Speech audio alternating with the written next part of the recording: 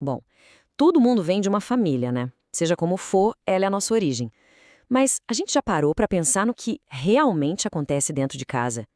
Hoje, a nossa proposta é olhar para a família de um jeito um pouco diferente. Não só como um lugar de afeto e, claro, de conflitos, mas como o primeiro e talvez o mais importante laboratório para o desenvolvimento da nossa consciência. A ideia é enxergar a dinâmica familiar como uma espécie de estrutura invisível, sabe? Uma arquitetura que vai nos moldando de formas muito, muito profundas, bem antes da escola, dos amigos ou de qualquer outra influência do mundo lá fora. Vamos mergulhar nessa estrutura.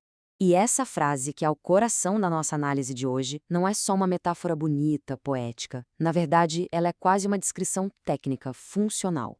Pensa bem, antes da escola ensinar qualquer regra social, antes da gente escolher uma ideologia, antes dos grandes debates da sociedade, é dentro de casa que cada um de nós começa a testar as primeiras e mais básicas hipóteses sobre o mundo. Perguntas do tipo: o que acontece se eu desobedecer? Como é que o amor é demonstrado por aqui? Qual é o meu lugar nesse pequeno grupo?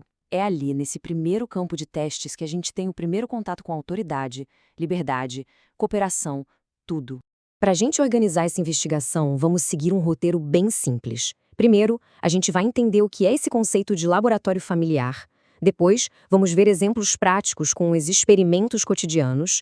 Na sequência, vamos analisar tudo isso sob 4 lentes diferentes. A partir daí, a gente vai ver como isso cria um efeito dominó social. E, por fim, a gente fecha com uma reflexão final. Vamos lá. Entrando então na nossa primeira parte, o laboratório familiar. O convite aqui é para uma mudança de perspectiva. Em vez de a gente olhar para a vida em família como uma série de eventos aleatórios, sabe, uma briga aqui, um abraço ali, a gente vai passar a enxergar como um sistema. Cada interação, por mais boba que pareça, tipo a forma de dividir a comida ou a reação a um copo quebrado, tudo isso é um experimento complexo acontecendo em tempo real. E cada experimento gera dados.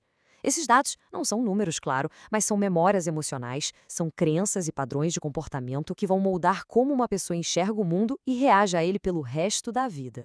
Pensa um pouco nessas cenas aqui. A birra no supermercado, uma nota baixa, a briga por causa do horário de chegar em casa. São situações super comuns, né? Quase clichês da vida em família. E normalmente, a gente só reage a elas no calor do momento. Mas se a gente olha com essa lente do laboratório, cada uma delas é um campo de testes fundamental.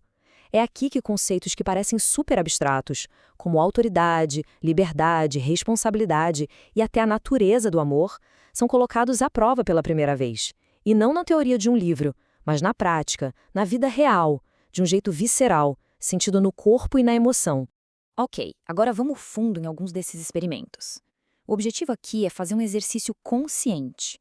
É como se a gente aprendesse a dar um passo para trás no meio da confusão e mudasse a nossa postura. Sair do modo reação, que é automático, instintivo, e entrar no modo observação, que é mais curioso, mais analítico. Vamos tentar observar essas situações como que elas realmente são, exercícios de coleta de dados que estão, tijolo por tijolo, construindo a estrutura de um ser humano. Vamos pegar a clássica birra no supermercado. A reação mais comum, aquela que vem do cansaço, da vergonha, é ver aquilo como uma afronta, um ato de manipulação da criança. Ele está fazendo isso para me testar. Mas, na visão do laboratório, a criança está, na verdade, conduzindo um experimento com perguntas bem claras. Se eu aumentar o volume da minha insatisfação, a regra muda? Ou, será que insistir é uma ferramenta que funciona para quebrar o limite? Ela não está medindo força moral, ela está investigando causa e efeito. Se o adulto cede para evitar o escândalo, o experimento registra uma conclusão poderosa. Pressão funciona. Se reage com raiva, o experimento registra outra. A frustração do outro me gera medo. Nos dois casos, um aprendizado profundo aconteceu e vai ser levado para outras relações no futuro. Outro experimento clássico, a mentira para evitar um castigo. O impulso imediato é rotular a criança mentirosa. A gente foca no ato como uma falha de caráter. Mas, na verdade, ela está fazendo um cálculo de risco super complexo. Ela está avaliando qual é o custo de admitir o meu erro e qual é o benefício de esconder a verdade. O mais interessante e até contraintuitivo aqui é a conclusão. O comportamento futuro dela, se ela vai se tornar alguém mais honesto ou um mentiroso mais habilidoso, não nasce do sermão moral, nasce da experiência concreta que vem depois. Se admitir o erro leva a um diálogo, a uma solução, a criança aprende o valor da responsabilidade. Se leva a humilhação, a um castigo desproporcional, ela só aprende a mentir melhor da próxima vez. E aí, na adolescência, os experimentos ficam bem mais sofisticados. O questionamento das regras, a contestação das opiniões dos pais. Muitas vezes, isso não é uma rejeição pura e simples aos valores da família, como parece. É um teste de identidade. O adolescente está numa busca fundamental. Ele precisa descobrir onde termina a voz dos pais, que guiou ele até ali, e onde começa a sua própria voz.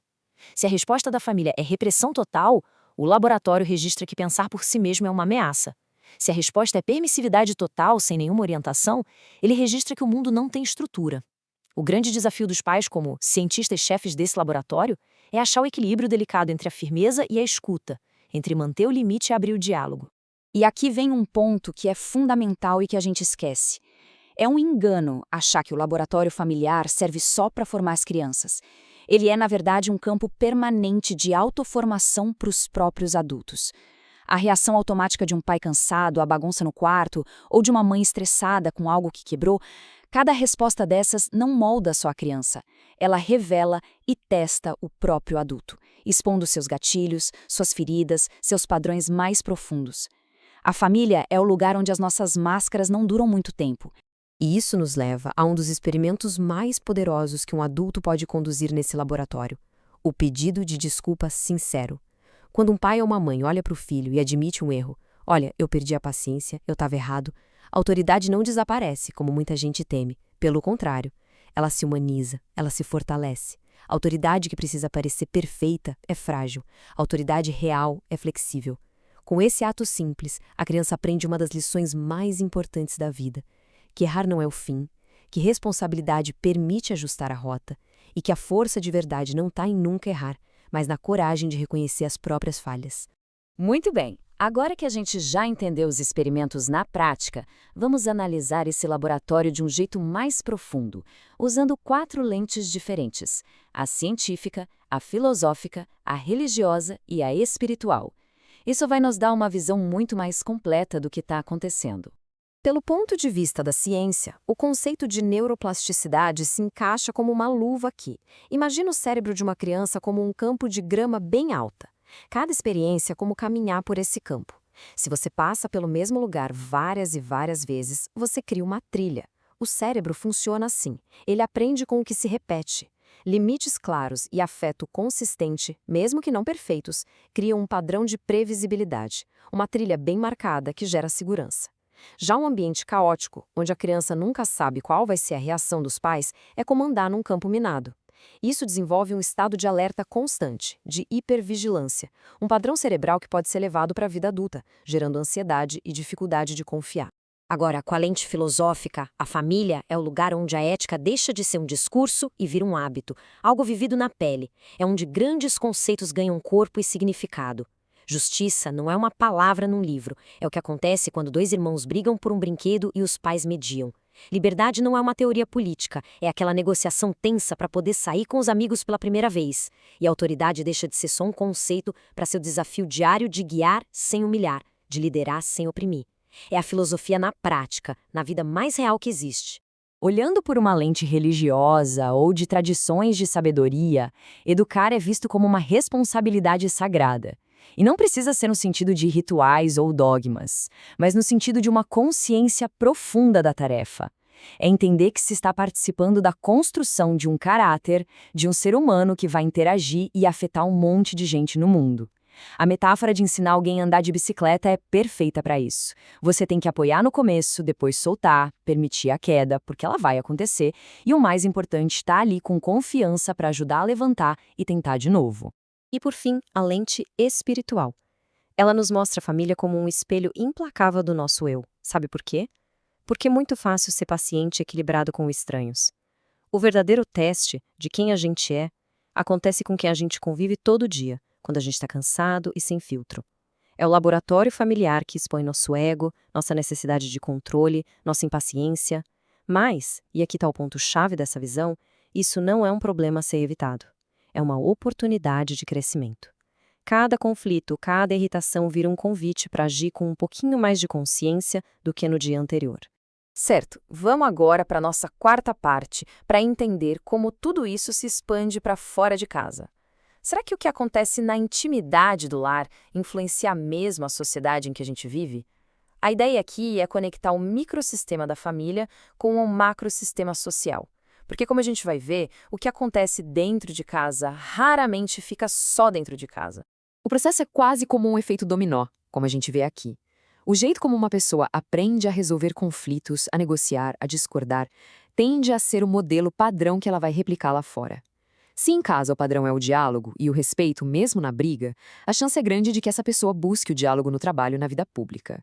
Agora, se em casa ela aprende que vence quem grita mais alto ou quem usa força, esse padrão também é exportado. Os hábitos do laboratório doméstico se expandem em ondas para toda a sociedade. Então, o ponto crucial que conecta tudo é este. A sociedade não surge do nada. Não é uma coisa abstrata. Ela é o resultado, a soma de milhões de pequenos laboratórios familiares funcionando, ou não, todos os dias. Cada laboratório é um fio que testa essa malha social.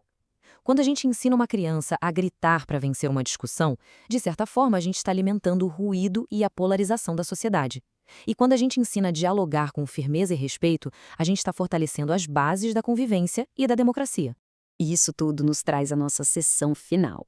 Um momento para a gente amarrar essas ideias e provocar uma reflexão sobre onde é que a verdadeira mudança começa. Se a família é, de fato, o primeiro laboratório da consciência, o campo de treinamento principal para a vida em sociedade, então talvez a gente não possa mais culpar só o mundo, os políticos ou os outros pelos problemas que a gente vê. A pergunta final, que não é confortável, mas é necessária, é esta.